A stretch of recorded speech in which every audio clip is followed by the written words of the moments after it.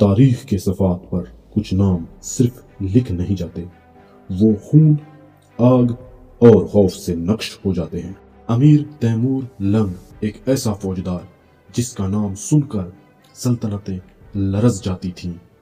Central Asia کے ریگستانوں سے اٹھنے والا یہ شعلہ ایران، ہندوستان، ترکستان اور عرب دنیا تک پھیل گیا۔ یہ صرف جنگ نہیں کرتا تھا، یہ جنگ کی سوچ رکھتا تھا۔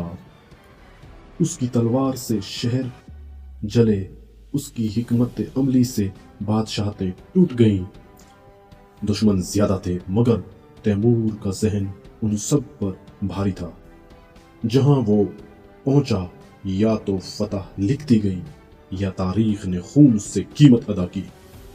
فتح کے بعد اس کا پرچم لہراتا تھا اور دنیا جانتی تھی امیر تیمور آ چکا ہے۔ یہ کہانی ہے طاقت کی، خوف کی اور اس شخص کی جو اپنی زندگی میں ایک افسانہ بن گیا۔ اگر آپ چاہتے ہیں کہ میں مزید اس طرح کی ویڈیو بناؤں تو میرے چینل کو سبسکرائب، لائک کرنا نہ بھولیے گا، اور اگر ہو سکے شیئر بھی کر دیں۔